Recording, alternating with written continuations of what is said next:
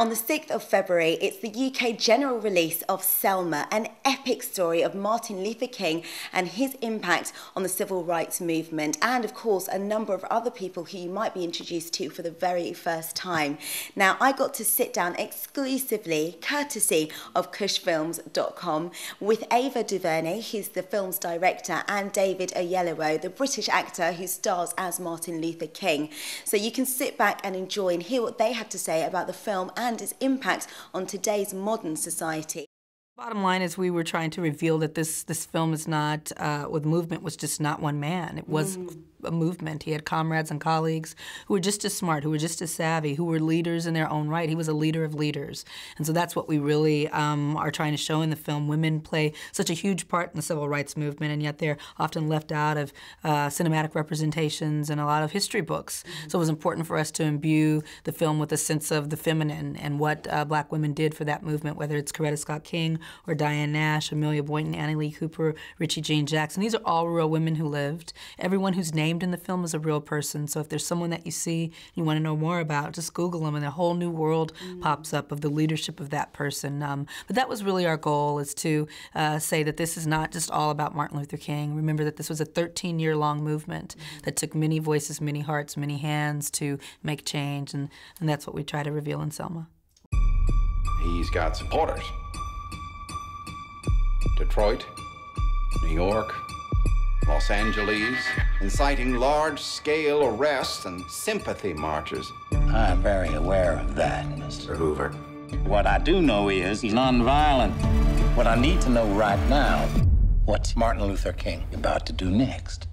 Mr. President, Dr. King is here. You know, really the beauty in making a film is the experience of the making. I mean, certainly there are scenes that I can pull out that have beauty to me, but the most important part of movie making to me is the experience that I have when I'm making it. You know, the familial feeling, the feeling of making art with another artist, our comrades shaping what we want to say to the world. These films last forever. We're still watching films that were made 100 years ago, and so I make them with the intention that they will last, and I want the feeling of making it to last. I remember now being on the set crafting some of the scenes that people love. I like that the scene stands, but I also remember the day that I made it. And so that's something that adds to my life, and I think the joy that we have when we make it embeds itself in the image. And so when people watch it around the world or years from now, they see energetically what was going on in the room at the time. So that's the way that I think about it. It was a beautiful experience. We must march! We must stand up! You march those people into rural Alabama, it's got to be open season.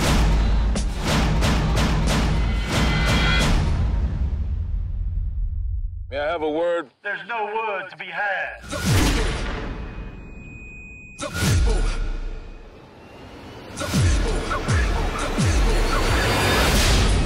There are 70 million people watching. These pictures are going around the world.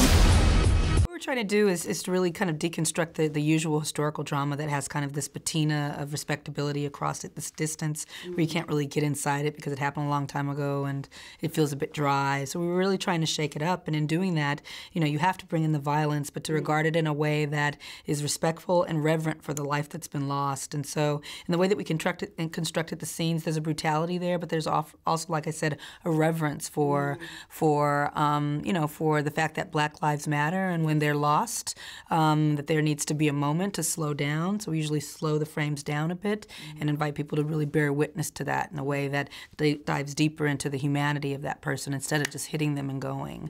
And so that was our approach. We must make a massive demonstration! You've seen people travel across the country to attend tomorrow's march, mostly white. I heard about the attack of innocent people. I couldn't just stand by. Looks like an army out there. This revolution goes on and on! Revolution goes on and on. Mine eyes have seen the glory, hallelujah. What happens when a man stands up, says enough is enough? David, it's a pleasure to meet you. Congratulations on an amazing film. Thank and you. I don't use that word lightly. How's it been for you? Because it's been a long time coming to finally be sharing this, you know, this wonderful piece of work. It's very, very gratifying. I mean, you know, you never know with a film if it's going to be all that you hope, all that you imagine, all that you dream of. And I can truly say with this that it's transcended my expectations. You know, the reaction it's getting from people, how well I think it's come out, the beauty of making it, of sharing it with the world, of this moment that it's coming out, where it doesn't feel like a historical drama. It feels like it's really speaking to the time we're in. Yeah. These are all things, you know, I couldn't have anticipated. How do you feel then that this is speaking to a current audience in a way that you perhaps hadn't anticipated 7 years ago? Well, you know, we wrapped the film in July of 2014, and on the 9th of August, Michael Brown was killed in Ferguson. And then a couple of months later, we saw those images of Eric Garner with, again, no indictment in both situations. We couldn't have anticipated that when we were making the film. We couldn't have anticipated that while we were in New York for not just the premiere, but doing the junket there, that we would have the biggest protests and demonstrations outside the hotel we were doing the junket from that we've seen since the Vietnam War. And so, you know, for the film to literally be speaking to this time in that way, when what we were trying to do with the film was to just make sure it didn't feel like a outdated historical film, and the fact that the film shows an effective way that demonstration and solidarity and strategy was used to bring about a result, it's just a wonderful piece of divine timing. Most definitely. I mean, playing Dr. King, what I would say a career highlight, it must be, bearing in mind how strongly you felt you wanted to play this part. I've read that people interpret you as being a lot more serious than you actually are. Right. And just to quote you as well, you've said that when you spent time with Ambassador Andrew Young, who was very close to Dr. King, the thing that surprised me most is how much he talked about his sense of humour and what a prankster he was and how he loved to laugh.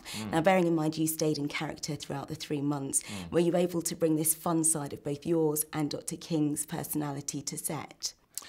We had a lot of fun making the film. I mean, you know, there's a scene in there where, you know, us guys all descend upon Richie Jean Jackson's house and we're eating, you know, biscuits and bacon, and, you know, that's very reflective of what it felt like to make the film. I did stay in character the whole time, and there was, you know, there was also a very serious side to what we were doing, but there was just a real spirit of service and love and just elation at the fact that this film was getting made. I mean, you think about the fact that Dr. King was assassinated almost 50 years ago, and there's never been a film like this made about him. I think we were all just very, very cognizant of the fact that this was a very special moment for us, and a lot of fun was indeed had, for sure. Oh, that's great to hear. Of course, it's a moment in history which, as you said, it's been a long time coming, bringing it to screen. What would you like your legacy to be when it comes to acting? Well, I think, you know, I'm very committed to the representation of Black people on film. I think that, you know, for too long we've been celebrated primarily for playing subservient characters, criminalized characters. Yes, we can be funny. Yes, we can be musicians and sports people, but we can also be leaders. We can also be kings. We can also be transcendent. We can be heroes. That's more reflective of the world I live in, and I don't see as many reflections of the world I live in on screen. And so, you know, I'm committed to that because I want my children to grow up in a world whereby they are not influenced primarily by voices that are not necessarily ones that they should be, to be perfectly honest. I mean, I went to see Annie, the musical, with my daughter the other day, and just the fact of her seeing Quvenzhané Wallis playing Annie, I could see the effect it had on her. It changed her worldview, and that's what I want to do. Don't forget that the film is released on the 6th of February, so make sure that you go and have a look at it. Take your friends, take your family, and if you want to find out more information, check out kushfilms.com. One day, when the glory comes, it will be ours, it will be ours. Oh, one day, will be sure.